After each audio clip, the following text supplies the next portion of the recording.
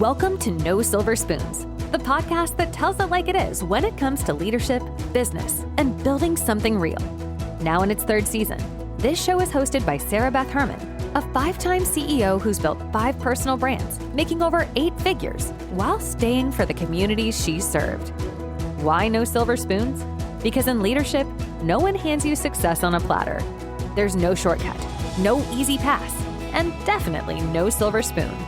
It takes grit, intentionality, and showing up as the core version of you. This podcast is about what happens when you put in the work and take ownership of your path. When you decide to build it step by step, no excuses.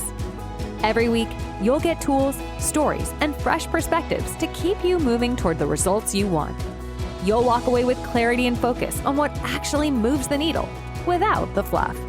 And with Sarah Beth's sharp insight, infectious energy, and no-nonsense approach, you'll remember why you're here: to lead, to grow, and to make it happen. So buckle up. This isn't just another podcast. This is No Silver Spoons. Let's get to work. Now, here's your host, Sarah Beth Herman. Hey everyone, welcome back to No Silver Spoons. I'm your host, Sarah Beth Herman. I am a 5-time CEO, a business mentor, a public speaker, and someone who has built multiple companies from the ground up. But more than all of that, I want you to know that I'm here for you in leadership, in life, and in the pursuit of something really good. I've walked the hard road, just like many of you, but I've also learned how to build from broken pieces. And today, I want to walk you through something both gently and confidently. This is a 2-part series that I believe will speak to your heart and your head. We're going to talk about desperation, survival, leadership, neuroscience, and even how to train your brain to change your life. This is not an episode about manifesting magic. It's about manifesting through method. And I want you to remember that exact phrase. We are manifesting through method, through science, through commitment, through action, and most importantly, through heart. I want this space here to feel like you're sitting across the table from me, like we're just sipping a latte together and I'm saying, hey, I've been there and I've got you. If you happen to stumble upon this episode because you are in the dental industry, I wrote a whole free training blog to go with this episode. You can find it on the free training page of dentistrysupport.com/free training. That blog goes live Thursday before any of my episodes air. So if you've been ahead of the game, you already read that. If not, go take a look after you listen to this episode. Everything that I mentioned today, from TED Talks, articles, neuroscience resources, all of it is linked in the show notes. My encouragement for you today is that you can use this episode as a coaching tool with your team or for yourself as a private reminder of what is possible when your thoughts align with your strategy. I'm walking you through what it looked like for me, how I applied it, and where I've made mistakes too, because that part matters. This isn't a highlight reel. It's the real reel. Let's take time back to 2014. I bring you back to that year a lot because it was one of the hardest years of my life. We didn't have any money. I was in that messy middle of survival mode situation. And the idea for dentistry support was actually born that year. Not in a brainstorm session, but in a moment where I needed a way out. I've sat at my dining room table and cried many tears, more than one time, asking God what to do. The bills didn't stop coming, and my confidence was actually on empty. I didn't have the answers, but I did have desperation. And desperation, when you pair it with a little bit of belief, it becomes direction. So I started writing things down. I would get on the phone with my husband and brainstorm with him. I'd go for drives and just talk about it. I started imagining what I wanted our life to look like.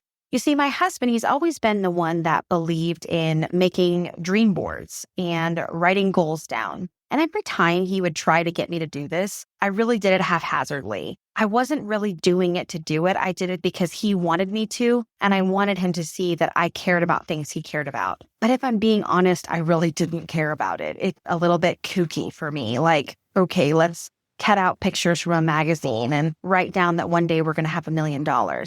I want to say this loud and clear. Manifestation without movement, it's just daydreaming. And I don't say that to be ugly to you or to make you feel bad about yourself, but because I just want to be real with you for a minute. We don't want to just say we manifest and then do nothing about our manifesting because we're literally just daydreaming. I was not sitting around waiting for the universe. I was moving. I was taking messy action. I was saying yes to anything that got me closer to the version of me that I had already written down. For me, that looked like saying yes to part-time side work. That looked like staying up after everyone else had gone to bed to look up EIN forms and LLC paperwork and reaching out to friends to help me figure out what this looked like. That looked like looking for a domain name and researching how to actually build a website.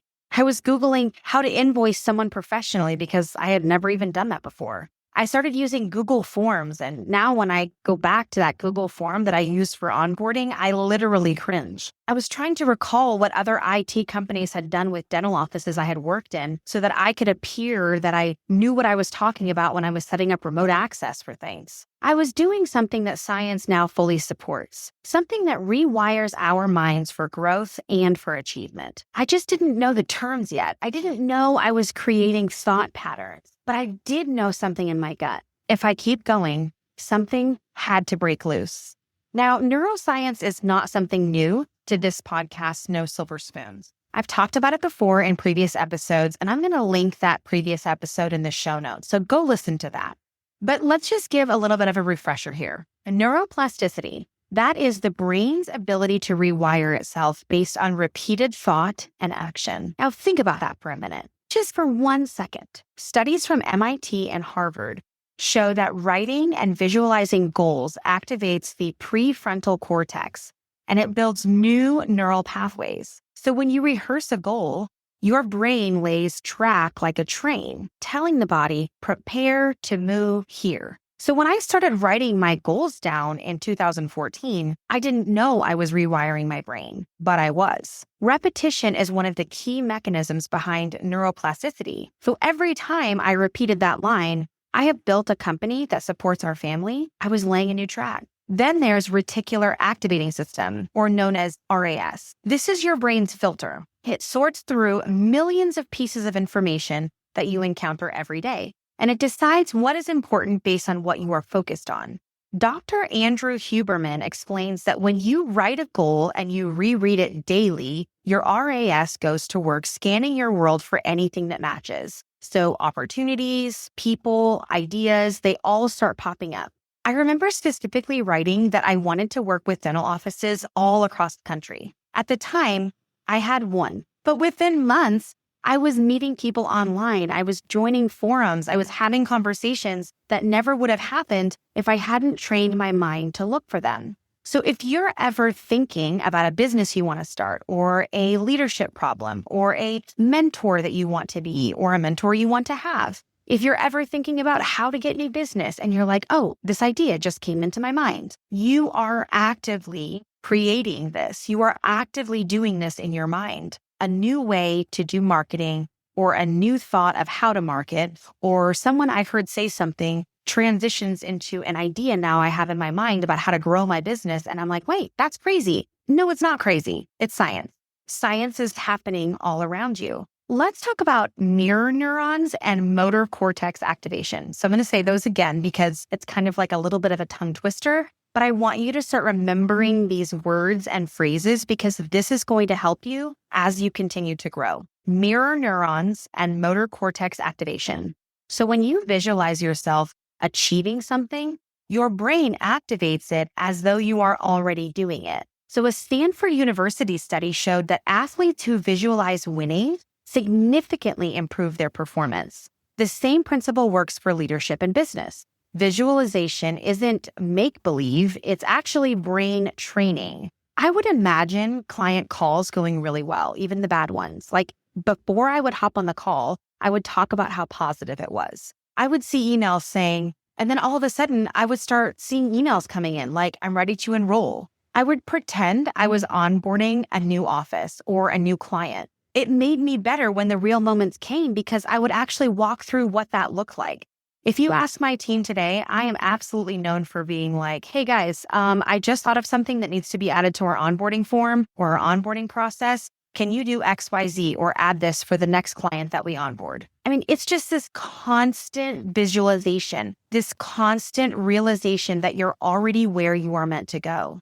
There have been many moments in my life where visualization is hard, though. It's hard to take my mind there and to say, I'm already there, especially if I feel like I'm losing, or if I'm not achieving where I should be, or if it hasn't quite happened exactly how I wanted it to. A few years back, I started writing this sentence every single week.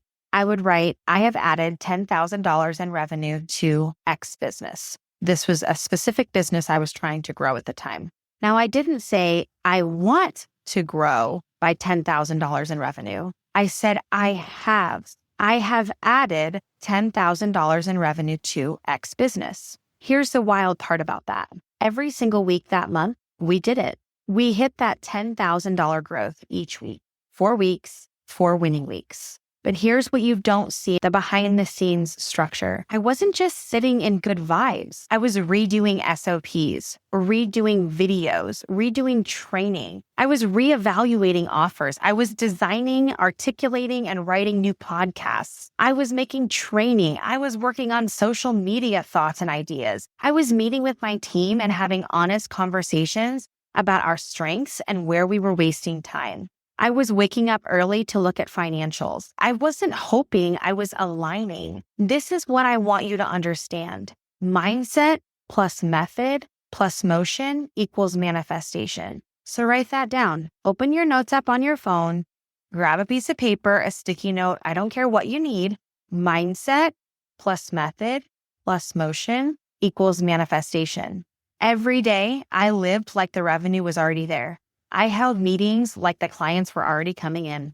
I carried myself like someone who was leading a $10,000 growth. That's the difference. Most people want the result without the rewiring. But when you combine belief and behavior, you start to see real measurable progress. You don't just hit numbers. You become the kind of leader who sustains them. We're going to go back to my Beverly Hills venture, the job that gave me a lot. It gave me a lot of money, a lot of structure, and a new environment. But it also gave me anxiety like I had never experienced before. I would lie awake at night and wake up in the morning and live my day every day with one thought and one thought only: imposter syndrome. But I didn't know it was imposter syndrome at the time. I was just constantly in the thought that they're going to figure it out, that I'm not good enough, and they're going to fire me. I'm never going to be able to live up to these people's expectations. I literally thought that every waking moment and every sleeping moment. So much so that I started grasping on MLMs that I could start in hopes that I would make money from them. Then I started working on side businesses and looking for other jobs because I was just so convinced that they were going to figure me out, that I just wasn't good enough and didn't deserve the job that I had.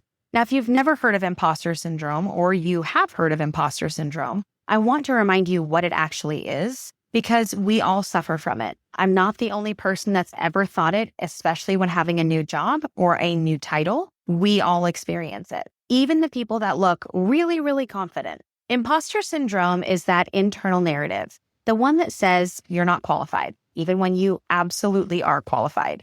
And I'm here to tell you that it happens. It's this narrative. It's this thing that says you're not qualified, but you absolutely are. It's the fear that success happened by accident, that any moment now someone will find out that you don't belong. Valerie Young defines it as chronic self-doubt and a sense of intellectual fraudulence. So how do you know if you have it? Well, if you minimize your wins, over-prepare to prove you're good enough, or feel like you fooled people into trusting you, you're probably facing it. But here's the breakthrough. Mindset changes everything. When I started to visualize myself as already belonging, things started to shift. I didn't wait for validation. I received what was already mine.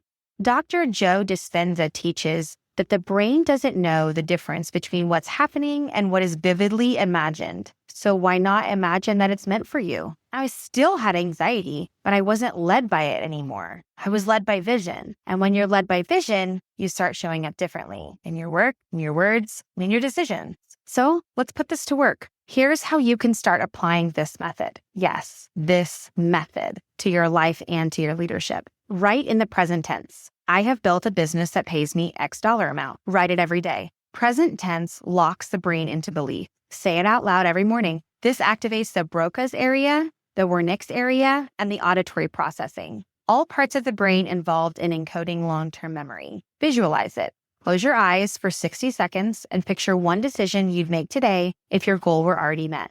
Then I want you to take one aligned action. Manifestation without movement is just daydreaming. We talked about that. Every day, take at least one small step that aligns with your written belief, your spoken belief, your thought belief. If you do this consistently for 30 days, I promise you, you'll feel different. And when you feel different, you act different. And when you act different, you get different results. That's the compound effect of thought plus action. And it works because your brain is wired to create patterns. So why not build patterns on purpose? Every episode, we bring in a That's Good moment, where I talk about what we've talked about, and I set our intentions together. You are not waiting for permission. You are not stuck because you are broken. You just haven't trained the right muscles, and your brain is more than willing to help you build it. You are the one that gets to build the road that you work on, the road you walk on, the road you think in. And it doesn't have to be perfect. It just has to be practiced. Every word you say over your future is a seed you are planting right now. So if you've been stuck in this whirlwind of just sharing really popular quotes online and being an encourager for other people, but your life isn't actually moving anywhere,